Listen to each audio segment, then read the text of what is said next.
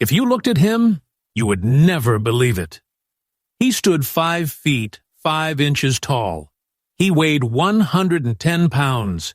He had a baby face that made him look closer to 12 than 20. But on a freezing afternoon in January 1945, this small, unassuming boy from Texas climbed onto a burning death trap and waged war against an entire German company. He did not retreat. He did not falter. For 1 hour, he became the most dangerous soldier in the history of the United States Army. This is not a legend. This is the cold, hard, terrifying truth of what happened in the woods of Holtzwihr. To understand the miracle, you must first understand the man.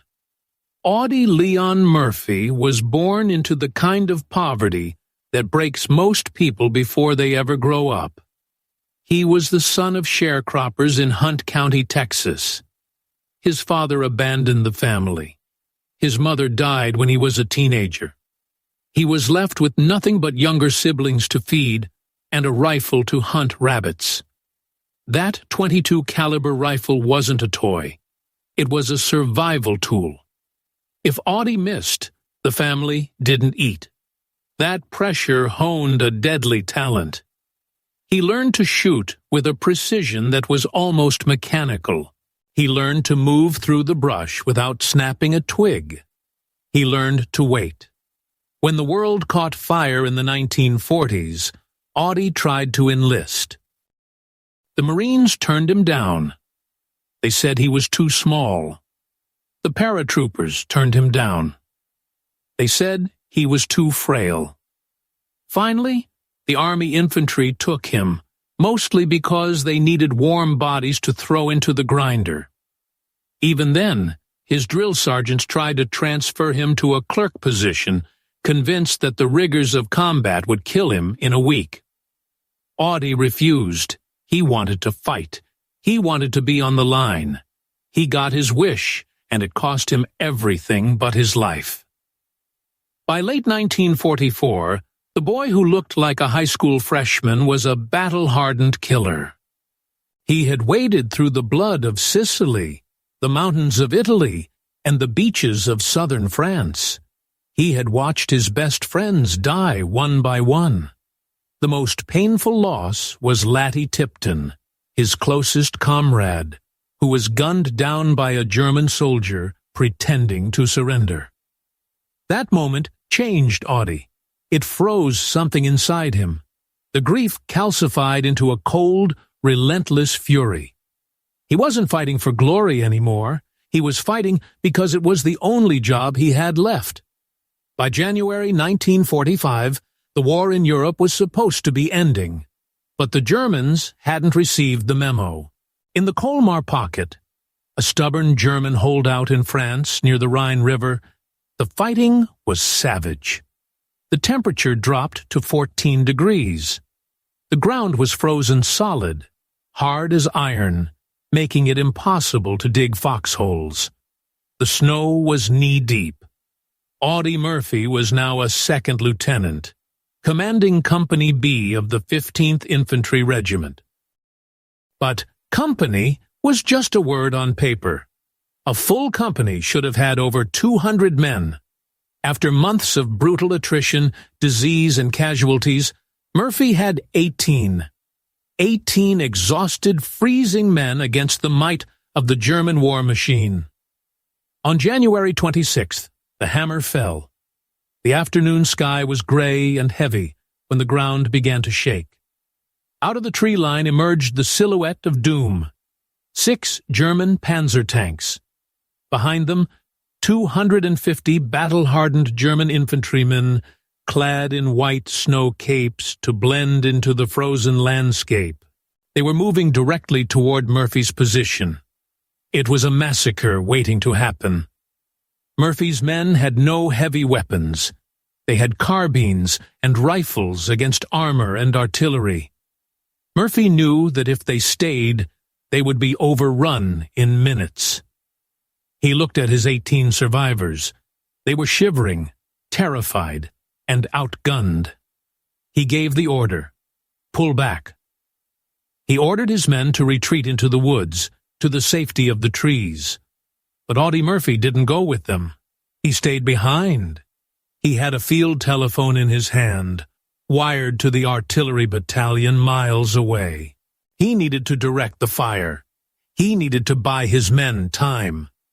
Next to Murphy's position sat 2 American M10 tank destroyers. They had been hit minutes earlier. One had slid into a ditch. The other was ablaze. The burning M10 was a coffin of steel, filled with high-octane gasoline and ammunition. It could explode at any second. The heat was intense, melting the snow around it. The German infantry advanced, confident. They saw the Americans retreating. They saw the burning wreck. They thought the position was theirs. Then the impossible happened. A figure emerged from the smoke. Audie Murphy didn't run away. He ran toward the fire. He climbed up the hull of the burning M10 tank destroyer. The metal was searing hot. Smoke billowed around him, choking his lungs. But mounted on top of the turret was a .50 caliber machine gun. He grabbed the handles. He checked the belt. It was loaded. The German troops were less than 100 yards away when the sky erupted. The .50 caliber heavy machine gun has a distinctive, thunderous sound. It tears through trees, through brick, and through men. Murphy opened fire. The Germans stopped, confused. They looked for the source of the fire. They saw the burning tank, but they couldn't process what they were seeing. No human being would be crazy enough to stand on top of a burning bomb during a firefight. They assumed the fire was coming from a hidden pillbox or a new support unit. They didn't realize it was one kid, standing in the flames, waging a personal war. The German tanks began to fire their 80 20-meter cannons. The shells screamed overhead, slamming into the ground around the M10. The shockwaves nearly blew Murphy off the turret. Shrapnel pinged off the metal hull like hail. But he kept firing. He mowed down the first wave of infantry. He swung the gun left and right, creating a wall of lead that no one could cross. Inside the burning tank, the ammunition began to cook off. Muted explosions thumped beneath his feet. The turret was shaking. The smoke was so thick he could barely see. But for Murphy, the smoke was an ally. It hid him from the German snipers. Every time the wind blew the smoke away, he was exposed, a silhouette against the gray sky. He grabbed the field telephone. He was still connected to the artillery battalion. "Drop it, 50 over!" he screamed into the receiver. The voice on the other end was hesitant. "That's too close. We might hit you." Murphy didn't care.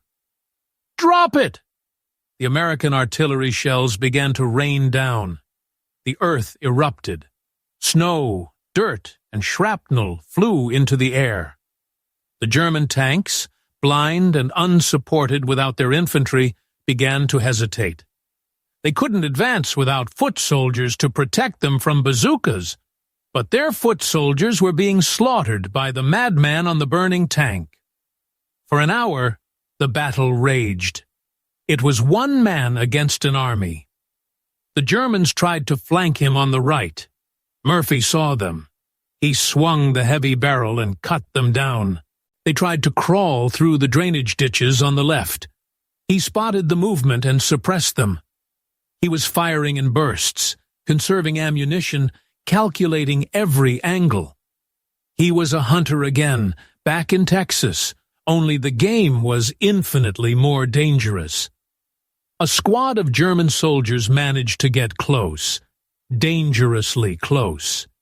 They were crawling through the snow, ready to toss grenades. They were 10 yards away.